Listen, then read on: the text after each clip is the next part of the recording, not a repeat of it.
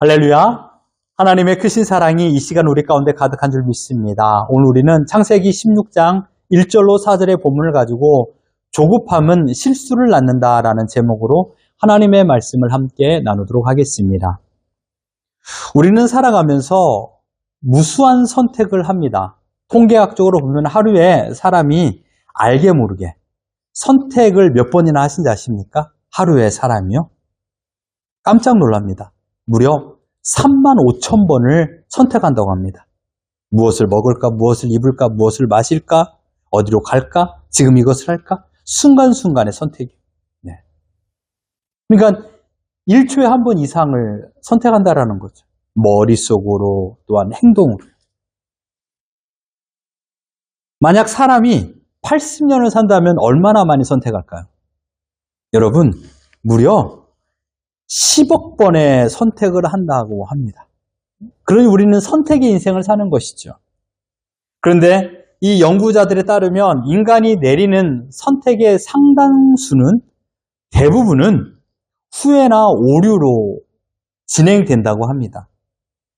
우리가 내리는 결정에 심리학자들이 말하는 결정의 40%에 50%가 습관에 치우친 잘못된 선택을 한다고 합니다. 불완전한 선택을 한다는 것이죠. 내가 하지 않아도 될 것을 선택한다는 거예요. 그중 인생의 방향을 결정짓는 중요한 순간에 내리는 판단일수록 두려움과 이 조급함 때문에 우리는 잘못된 선택을 한다는 거예요. 여러분 이런 말 아시잖아요. 엎지른 물은 다시 걷어들일 수 없다. 엎지른 물이에요. 제가 지난주에 일을 하다가 깨진 유리 조각을 발견했어요. 그것을 제가 손에 쥐었어요. 쓰레기통에 바로 버리면 되는데 손에 쥐고 있었어요. 예. 그러면서 드는 생각이 이거였어요. 깨진 유리잔은 과거더라고요. 현재는요, 날카로운 한 부분을 내가 가지고 있다는, 조각을 가지고 있다는 거예요. 우리는 매일마다 이처럼 지난날 습관, 잘못된 선택에 대하여서 원망과 불평을 가지고 있어요. 너가, 당신이, 아빠가, 엄마가, 아니면 동료가 이러한 잘못된 선택이라는 깨진 유리잔을 만들고 우리는 그것을 버려야 되는데 손에 쥐고 있다는 거예요. 얼마나 어리석습니까? 손에 쥐고 있으면 상처받는 사람은 손에 쥔 사람이에요. 지난 과거의 잘못된 선택, 그것은 너무나도 치명적이에요. 버려야 되는데 손에 쥐고 있다는 거예요. 그만큼 아쉬움이 가득했기 때문이겠죠. 놓치고 싶지 않은 것을 놓쳤다. 그 선택으로 인하여 잘못된 길로 갔다. 그것이 너무나도 크다 보니까 이 깨진 유리 잔에 한 조각을 쥐고 있는 것입니다. 왜요? 조급함 때문에 잘못된 선택을 했던 것입니다. 80년이라는 긴 세월을 살면서 우리는 얼마나 잘못된 선택에 발자취를 남깁니까? 여러분이 생각하면서 앞으로 나는 어떻게 살 거다 라는 그런 생각보다 과거 내가 했던 그 일에 대한 생각을 더 많이 하며 산다고들 합니다. 오늘 우리가 마주한 창세기 16장의 말씀은 인류 역사상 가장 뼈 아픈 선택 중 하나를 기록하고 있습니다. 그것은 바로 오늘 말씀의 결론.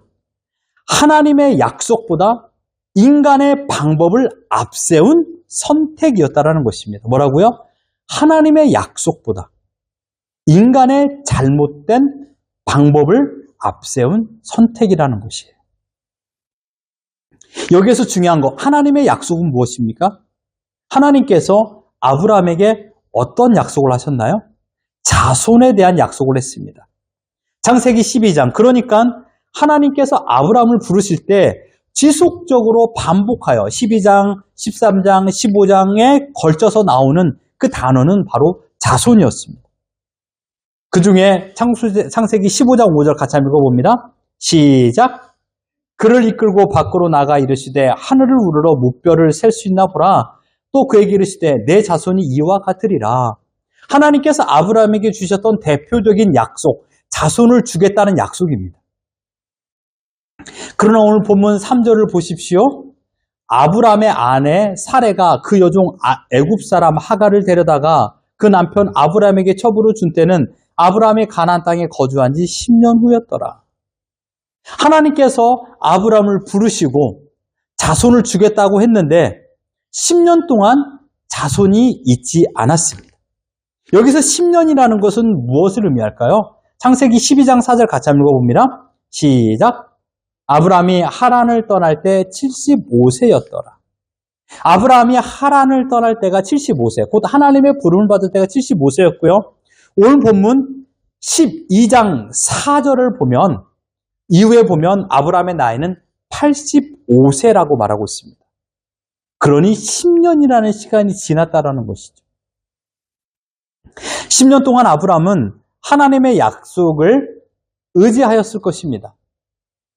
그리고 자손이 있기를 기대했을 것입니다. 그 약속이 주어진 지 10년이 흘렀지만 아브라함의 집안에는 아이 울음소리가 없었습니다. 10년이라는 시간은요, 사실 인간의 인내심을 발휘하기에는 너무나도 긴 시간이에요. 올해는 지났으니까 내년엔 줄 거야. 그래, 내년도 있으니까 아직 건강하잖아? 라는 생각을 가졌을 것입니다. 결국 아브라함과 사레는 하나님의 방법이 아닌 당시 관습과 인간적인 대안의 선택을 하게 되었습니다. 오늘 이 말씀을 통하여 오늘 우리가 내 뜻과 내 생각을 고집할 적에 어떠한 참혹한 결과가 뒤따르는지, 그리고 어떻게 해야 하나님의 뜻에 합당한 삶을 살아가는지 이 말씀을 깨닫기를 주님의 이름으로 축원합니다. 본문 3절 다시 한번 읽어봅니다. 시작! 아브라함의 아내 사레가 그 여종 애굽 사람 하갈을 데려다가 그 남편 아브라함에게 첩으로 준 때는 아브라함이 가나안 땅에 거주한 지 10년 후였더라. 여기에서 오늘 본문에 나오는 사레, 즉 아브라함의 아내는요, 그 당시 살았던 메소포타미아 지역의 법전에 비추어 볼 적에는요, 아주 일상적인 선택이었습니다. 지극히 합리적이고 정당한 사회 관습에 맞는 선택이었습니다.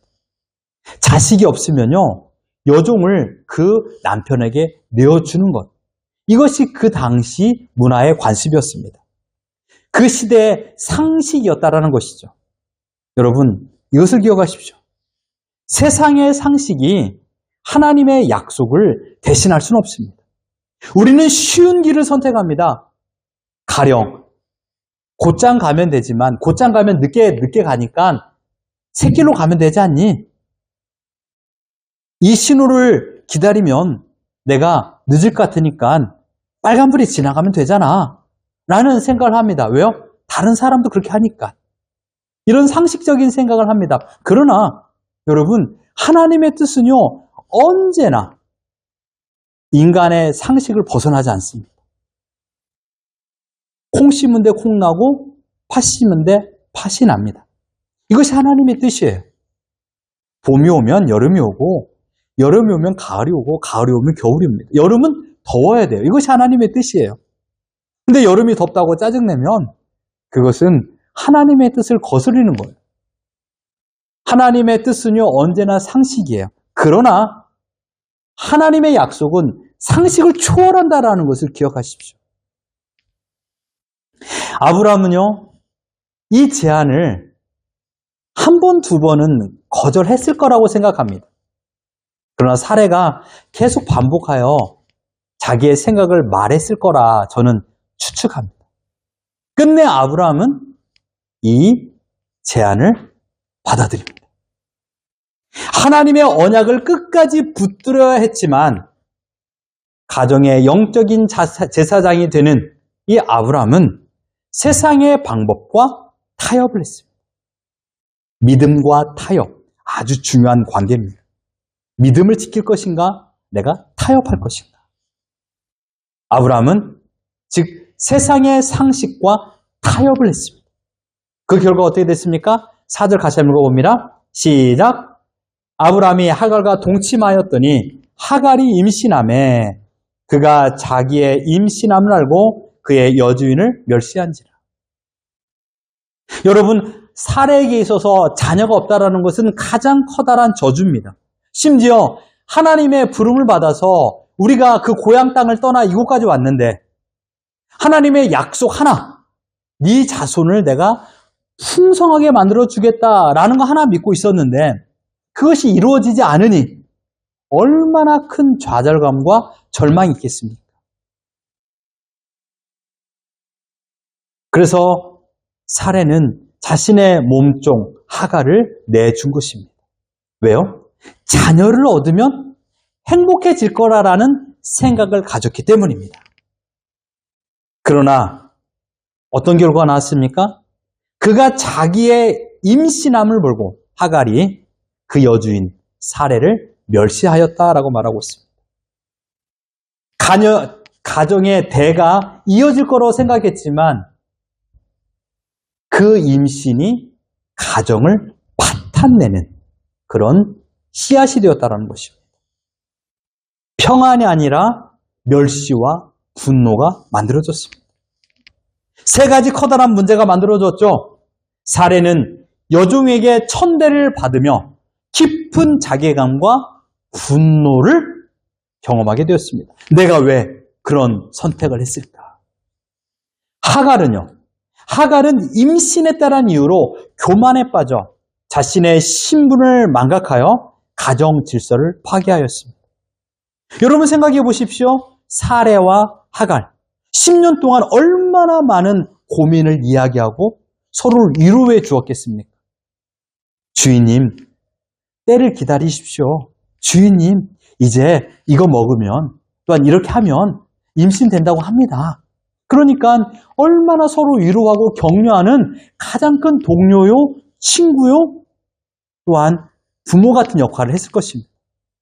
사례도 마찬가지로 하갈에 대하여 몸종으로 여기지 아니하고 나의 오래된 벗으로 생각하면서 지속적인 사랑을 주었을 것입니다. 그러나 임신한 걸 알고 하갈은 교만하게 되었고 결국 가정의 질서를 파괴하였습니다. 아브라함에게 임한 어려움은 무엇입니까? 아브라함은 이들 사이에서 갈팡질팡하였습니다. 결국 가정의 평화를 잃어버렸습니다. 하갈을 내쫓았잖아요. 누구를 선택해야 돼요? 여러분은 누구를 선택하겠습니까? 임신한 아내를 선택해야 됩니까? 조강지처를 선택해야 됩니까? 자, 이따가 한 번 우리 식사하면서 대화를 나눠보겠습니다. 누구를 선택해 오를까요? 임신한 내 자녀를 임신한 여자인가? 아니면 오랜 시간 동안 나와 함께 살았던 여인인가? 아브라함도 심한 고민을 했을 거예요. 갈팡질팡하였고 결국 가정의 평화는 사라졌습니다. 인간의 결정은 당장 눈앞의 갈증을 해소해 줄 것처럼 여겨집니다. 그 끝은 하지만 언제나 갈등과 다툼뿐입니다. 내 뜻을 고집하여 얻은 결과물은요, 결국 나를 찌르는 가시가 되어 돌아온다는 사실을 기억하십시오. 언제나 때가 있다라는 사실입니다. 이 사건이 낳은 가장 무서운 결과는요, 인간관계의 파멸뿐만이 아니에요. 부부 사이가 또는 부모와 자녀 사이에 또는 친구 사이에 가장 아픔이 있고 큰 다툼이 있으면 제일 먼저 찾아오는 것이 무엇인지 아십니까? 관계, 침묵이에요. 말을 하지 않고 화를 내는 사람, 화를 내면서 큰 소리로 떠드는 사람, 더 무서운 것은 말을 하지 않고 침묵으로 화를 내는 사람이에요. 침묵의 힘이죠. 하나님께서 아브라함에게 내린 징계가 있습니다. 그것은 자녀를 죽이는 게 아니었어요. 다름 아닌 하나님의 침묵이었습니다. 우리는 성경을 읽으며 이스마엘이 태어난 후 창세기 17장 1절로 넘어가면서 이 사이를 주목해야 됩니다. 16장 이스마엘의 출생, 그리고 17장 1절 같이 한번 읽어봅니다. 시작. 아브라함이 99세 때 여호와께서 아브라함에게 나타나서 그에게 이르시되, 아까 서두에 보았듯이 이스마엘이 태어날 때 아브라함의 나이가 86세였습니다. 그리고 하나님께서 다시 아브라함에게 나타나셨을 때가 99세예요. 그 사이의 간격은 13년이에요. 하나님은 13년 동안 침묵하셨어요. 16장과 17장은 성경으로 봐서는 한 장 차이지만 시간으로 보면 13년이라는 시간이에요. 여러분, 우리는 13년 기다리기가 쉽습니까? 그러나 하나님의 때는 하나님만이 기약하신다라는 사실이에요. 이것이 얼마나 두려운 일입니까? 하나님과 동행하며 제단을 쌓고 하나님의 명령을 따라서 이주하였던 아브라함이지만 아브라함의 잘못된 선택, 즉 조급함으로 인한 선택으로 인하여 가장 커다란 아픔은 하나님의 침묵이었습니다. 왜일까요? 아브라함이 인간적인 방법으로 이스마엘을 낳고, 그래, 이 정도면 됐어. 이제 나에게도 자녀가 있잖아. 이거 하나로 만족하며 살았기 때문에, 사실 정확히 말하면 하나님의 동행하심보다 이스마엘의 웃음이 더 좋았습니다. 하나님이 내리워준 복보다 이스마엘이 우는 모습이 더 사랑스러워 보였습니다. 이스마엘이 한번 웃어줄 적마다 아브라함의 모든 체중은 다 사라졌어요. 마찬가지죠. 우리도 하나님의 동행하심보다 내 눈에 보이는 돈, 내가 쌓아 올린 성공, 이것을 보면서 더 좋아한다라는 사실이에요. 하나님의 침묵 따위야 전혀 관심 없다라는 생각을 할 때도 있습니다. 내 방법으로 성공했다고 믿는 순간 인간은 하나님을 찾지 않습니다. 하나님께서는 아브라함이 자신의 무능함을 온전히 깨닫고 인간의 방법이 완전히 실패했음을 인정할 때까지 기다렸다라는 것이에요. 즉, 아브라함이 어느 날 갑자기 내가 지금 잘못하고 있구나. 내가 지금 이스마엘의 미소에 마음을 빼앗긴 채 살고 있구나. 옳거니 내가 지금 하나님을 잊고 살고 있구나라는 것을 깨달았다는 것이에요. 하나님은 그때까지 기다리셨습니다. 성경을 보십시오. 창세기 12장부터 이 17장까지 이르기까지 보면요, 하나님은 아브라함을 시험하지 않으셨어요. 하나님께서 아브라함을 시험할 때가 언제입니까? 바로 독자 이삭을 낳고 시험하셨어요. 즉, 그 전에는 덜 성숙된 믿음을 가진 아브라함이었다라는 것이에요. 그리고 성숙하고 또한 어느 정도 성장된 믿음이 있었을 적에 하나님은 아브라함을 시험대 위에 올리신 거예요.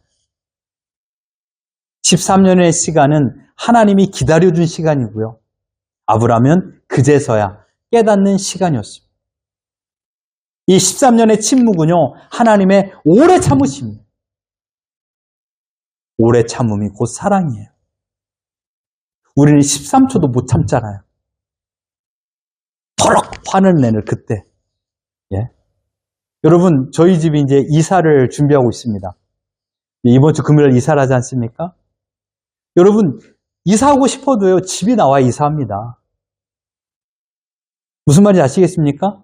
하나님께서 예비하신 집, 그 집이 나올 때까지 기다려야 돼요. 그리고 나서 그 집이 나오면 우리가 가서 보고 그 다음에 신청을 하는 거고 그리고 그 집에 들어가는 거죠. 그럼 우리는 13일, 13주를 기다리지 못해요. 근데 어떻게 13년을 기다리겠습니까? 이게 하나님의 사랑이에요. 하나님의 침묵. 그러나 그 반대편에는 하나님의 사랑이 존재한다는 것이에요. 그러나 여러분 기억하십시오. 하나님보다 앞서 달려나간다라면 그에게 남는 열매는 13년의 허송세월이라는 사실이에요. 내가 하나님보다 먼저 결정하지 마십시오. 내가 하나님보다 먼저 앞서지 마십시오. 멈추라면 멈춰야 돼요. 육신이 아프면 쉼도 필요해요. 네. 잘하신 선택이에요. 네. 쉬고 내일을 준비하는 거예요. 근데 아니야, 나는 해야 돼. 그러면 더 심한 몸살을 경험하게 돼요. 쉴 때는 푹 쉬셔야 됩니다. 근데 우리는 너무나도 조급함으로 결정하게 되고 그 결과 13년이라는 허송세월을 보낸다는 사실입니다. 여기서 우리는 인간의 결정이 왜 그토록 위험한지 심리학과 철학에서 말하는 것을 보면 이러한 증상을 알게 됩니다. 바로 자기중심적 해석이 있기 때문에 언제나 인간은 자기중심적인 해석을 합니다. 내가 보기에, 내 생각에. 여러분 지난주에 대화할 적에 많이 썼던 문구 아닙니까? 내가 보기에는, 내 생각에는 이런 말을 많이 해요. 항상 언제나 내 중심으로 말을 해요. 고대 그리스 신화에 나르키소스라는 인물이 나오고 그 나르키소스를 사모했던 요정, 바로 에코라는 인물이 등장합니다. 숲의 요정 에코는요, 아주 수다스러운 성격이었어요.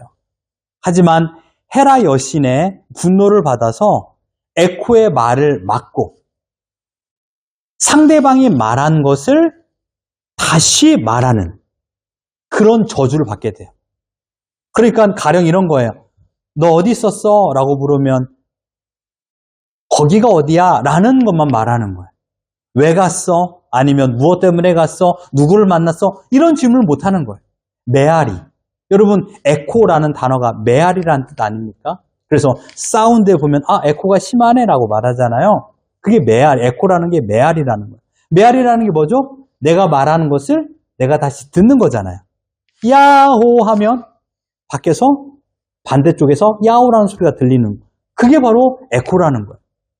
이 에코가 받은 저주가 그거예요. 상대방이 말한 것만 듣는 거예요. 하지만 이 에코가 이 나르키소스를 사랑하고 계속적으로 그에 관심을 가졌지만 이 나르키소스는 에코에게 관심을 가지지 않고 그를 밀어냈어요.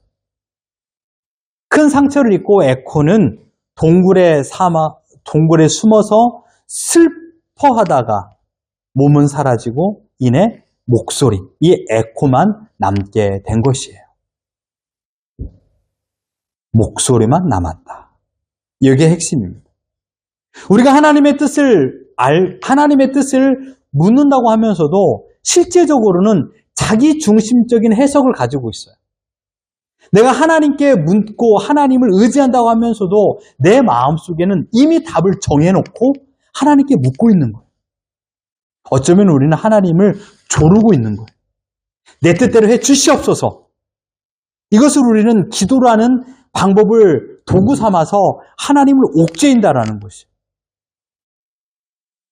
얼마나 자기 중심적인 해석을 가지고 있는 것입니까? 인간은 고통의 순간에 직면하면요, 시야가 좁아진다고 합니다. 그래서 이 터널 시야를 갖게 된다고 합니다.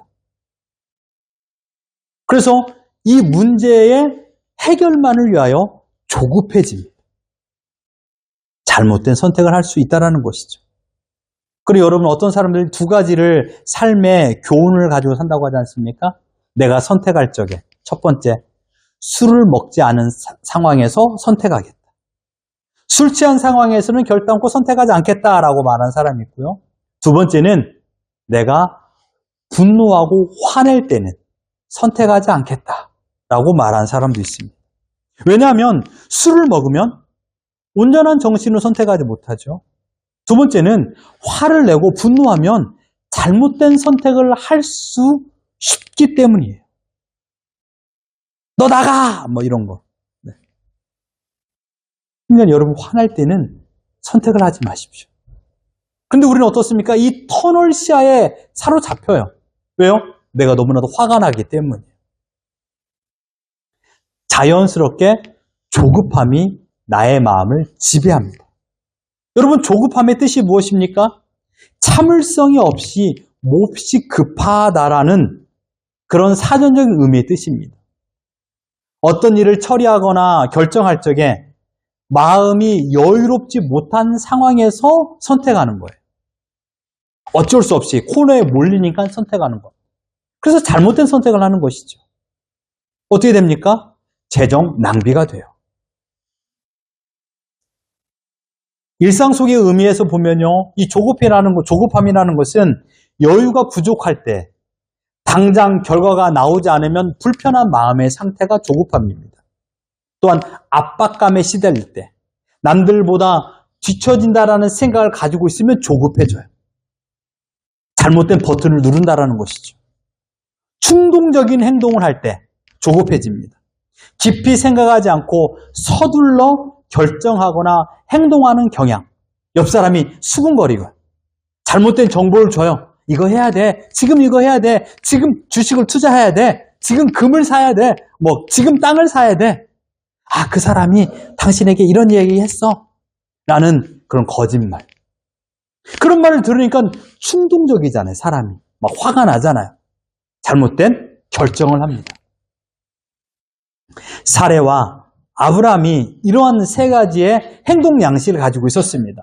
자손이 없다라는 결핍으로 인하여 그들의 시선은 좁아졌어요. 우리 어쩌면 좋지? 어떻게 해야 우리 자손을 이어갈 수 있을까? 라는 생각을 가지게 된 거예요. 어떻습니까? 여유가 부족했어요? 압박이 심했어요? 충동적인 마음이 생긴 거예요. 결국 조급함에 결정을 하게 됩니다. 어떤 이들이 이렇게 말합니다. 인간이 저지른 가장 큰 실수는 자신이 보고 있는 것으로만 시작된다. 인간이 가장 큰 실수를 저지르는 것, 자신이 보는 것이 전부인 걸로만 여길 때, 이것이 가장 커다란 실수를 만든다라는 것이에요. 잘못된 버튼, 한국 정치 상황에 잘못된 버튼, 그거 하나 눌러서 얼마나 커다란 어려움이 있었습니까? 신앙도 마찬가지입니다. 내가 보고 싶은 결과, 내가 원하는 때, 내가 원하는 결과를 얻으려고 잘못된 버튼, 조급함의 버튼을 누르면 여러분, 나만의 하갈을 만듭니다. 하지만 그 하갈은요, 결국 우리 가정을 무너뜨리는 원흉이 되고 심지어 커다란 원자 폭탄이 되어서 우리 가정을 한 방에 몰살시킵니다. 진정한 지혜는요, 내 시야의 한계를 인정해야 됩니다. 나의 부족함, 나의 연약함, 나의 잘못된 것을 인정하는 것, 이거야만이 내 좁은 시야의 터널에서 벗어날 수 있는 유일한 길인 것입니다. 사랑하는 성도 여러분, 우리는 오늘 본문 이후의 기록을 잘 알고 있습니다. 조급함의 결과는 무엇입니까? 우리 6절을 같이 한번 읽어봅니다. 시작! 아브라함이 사레에게 이르되 당신의 여종은 당신의 수중에 있으니 당신의 눈에 좋을 대로 그에게 행하라 하며 사레가 하갈을 학대하였더니 하갈이 사레 앞에서 도망하였더라. 너무나도 사레가 그 아픔을 아브라함에게 말한 거예요. 여보, 어쩌면 좋겠어. 아브라함이 말한 거예요. 당신의 여종이니까 당신의 뜻대로 하시오. 그래서 사레는 하갈을 학대했습니다.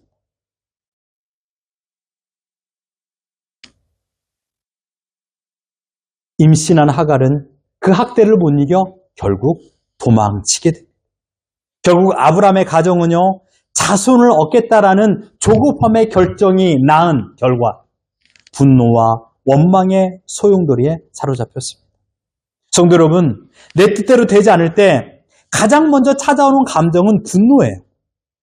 내가 어떻게 해서 여기까지 왔는데 내가 뭘 그리 잘못했다고 이런 어려움이 있는 거야 라는 마음이 찾아오면요, 원망이 터져옵니다.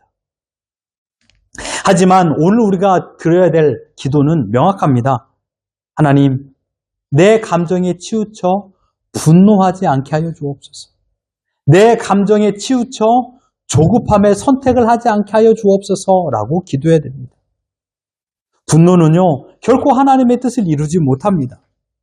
아브라함이 하갈을 통해 자녀를 얻으려 했던 조급함이 분노를 낳았고, 그 분노는 다시 쫓겨남과 멸시라는 참혹한 열매를 맺게 되었습니다.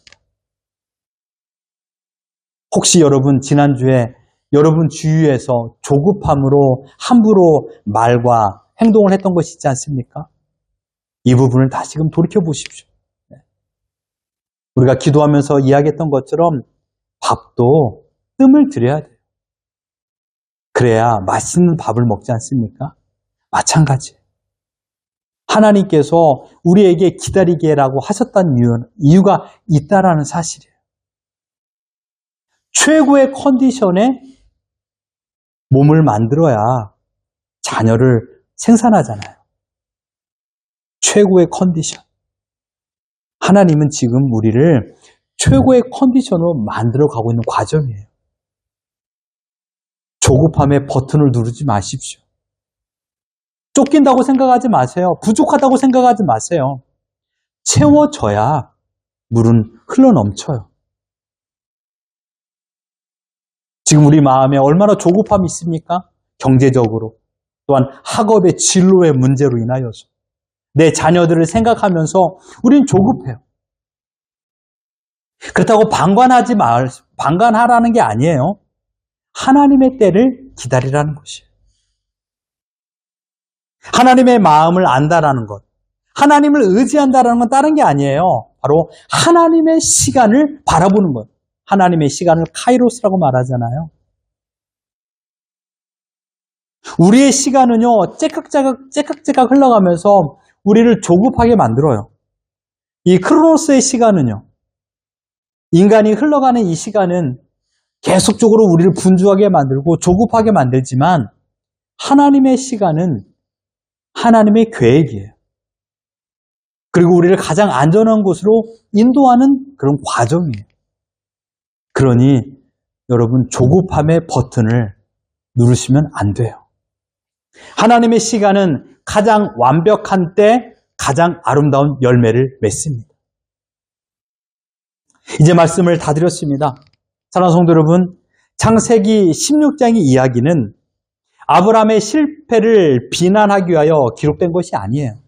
오히려 우리와 똑같은 연약함과 조급한 인간이 어떠한 실수를 낳는가를 보여주고 있는 장면이에요.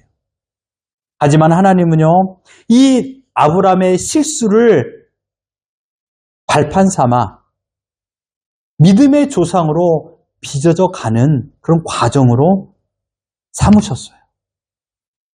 13년의 그 공백기는 하나님의 징계이기도 하지만 하나님의 연단의 과정이었고 사랑의 오래 참음의 시간이었습니다. 인간의 결정은 참혹한 결과를 낳았지만 하나님께서는 그 모든 실패마저도 협력하여 선으로 만드셨습니다. 그 이후의 말씀을 보십시오. 쫓겨난 하갈, 그가 광야에서 죽었나요? 아니에요. 쫓겨난 하갈을 하나님께서 광야에서 만나주셨어요. 그리고요, 100세가 된 아브라함에게는 이삭이라는 자녀를 주셨어요. 아브라함에게 약속을 성취하여 주셨고, 사라에게는 자기의 품에 자신의 젖을 먹이는 놀라운 은총의 은혜를 주셨다는 거예요. 해피엔딩으로 끝난다는 사실입니다. 사랑하는 성도 여러분, 오늘 우리는 결단해야 됩니다. 세 가지를 결단하길 바랍니다. 나의 하갈, 나의 인간적인 수단을 내려놓는 것이에요. 조급함의 선택을 내려놓는 것이에요. 둘째로, 하나님의 침묵 속에서도 하나님을 끝까지 신뢰하는 것. 이게 중요합니다. 왜 하나님 지금 일하지 않으세요? 왜 나에게 이런 경제적인 어려움이 있는 거예요? 왜 나는 매일마다 열심히 일만 하고 육체적으로 피곤함을 가지고 살아가는 거예요? 왜 하나님 답답하리만큼 일하지 않습니까? 왜 나에게 응답하지 않습니까? 라는 것이 아니라 하나님의 때를 기다리는 그런 시간인 것입니다.